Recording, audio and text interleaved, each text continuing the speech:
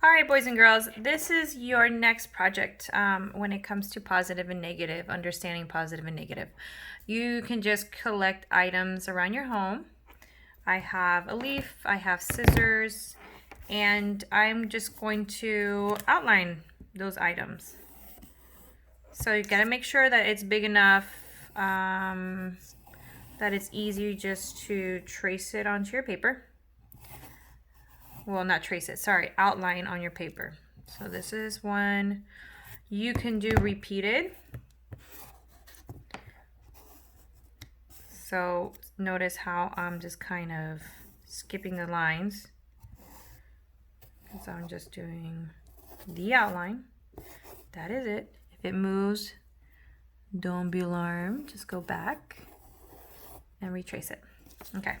So you can use another object if you like. Just real simple. Now, when it comes to positive and negative space, just as a reminder, it is basically the silhouette or the outline of an object, or not just an object, but it can be a person. Okay, so I have my outline. Now, when it comes to the background, you can decide a few things on how to be creative with your background.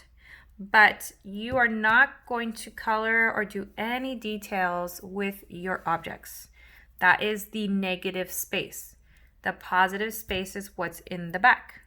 So you can have a pattern, maybe like lemons in the background, or I like lemons. We're coming to the summertime. And this is just basic shapes and lines. And you're already creating something that looks like a lemon. Or it can be an orange. Or it can be a lime. Depends on the color you choose. So I'm going to do big lemons or limes. Excuse my dog in the background. And creating this space that I have here. Now this paper comes from your drawing pad, so don't worry. If you have watercolor paper, you can use watercolor paper, whatever you want to use. And this also can be a type of pop art theme, using bright colors.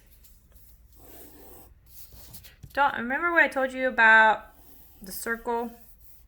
Doesn't have to be perfect. Having your hand up, letting your arm flow. I'm doing this really quickly so you can see ideas on how to create your positive and negative space. All right, so that's done.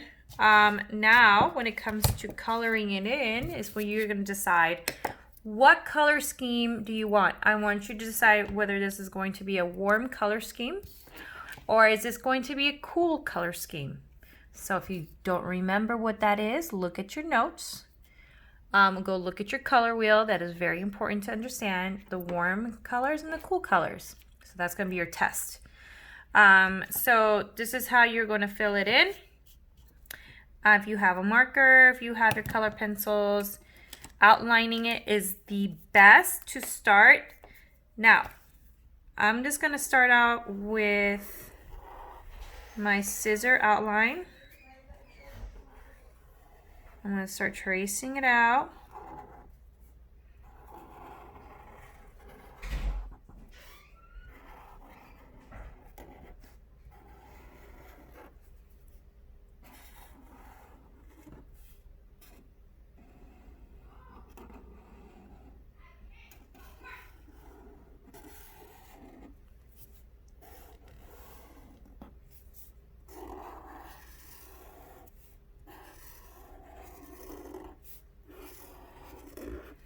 After you're done, erase those pencil marks because you want a nice clean space.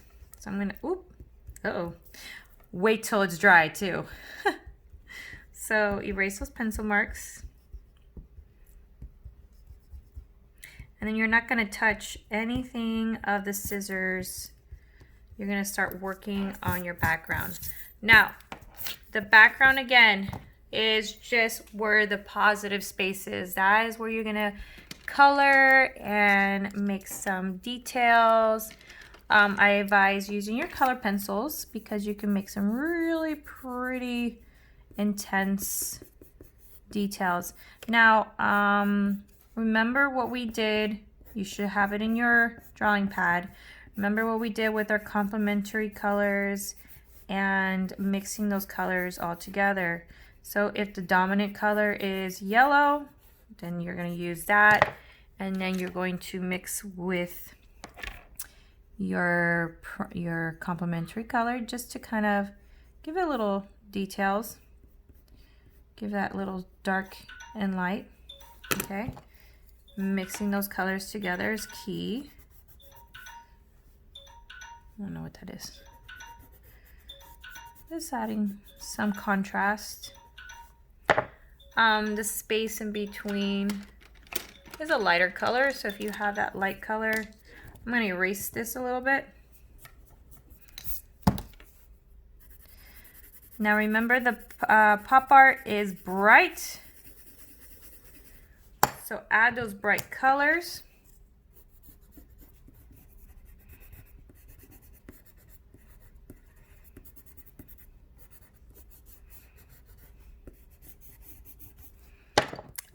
You can outline after you've colored it in with a black marker if you have it, or with a black color pencil. I think I have it somewhere.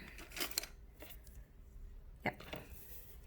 So if you need to outline your object with the black color pencil, you can, but outline the around the outline of it, the outside of it. Don't outline the inside. Inside you want to give it a little bit more details with your color pencils. Again, just kind of going through, coloring it in. You can have, remember, it's got to be a color scheme. So if I were to use yellow and I want to stay in my warm colors, then I am going to add just warm colors. Here's my orange. What's the complementary color of orange? Use that complementary color for your shadows. And it's just going to be around wherever you want. Remember the complementary color. The main color of the object is what's going to stand out more than that complementary color that you mix it with. Do not have that second color pop out more than what the main color is. It's gonna be really fun. You can use white. And make sure you erase those pencils, because those pencil marks, is if you don't, then they're going to show through your color pencils. So try to erase that before you color everything in, because I didn't do it right here, and as you can see, you can still see it. I hope you guys can see that. Okay, well, that completes a little bit of the lesson, and as we go, we will be completing this. Don't worry, I'm not going to expect you to be done by the end of the week. I'm going to give you at least a week and a half to finish this, because this is a big piece of paper. So only start with your background. Don't touch anything that you just traced out. You can have one solid color in your background, or you can do another pattern. But that's pretty much it. If you have any questions, let me know. Bye.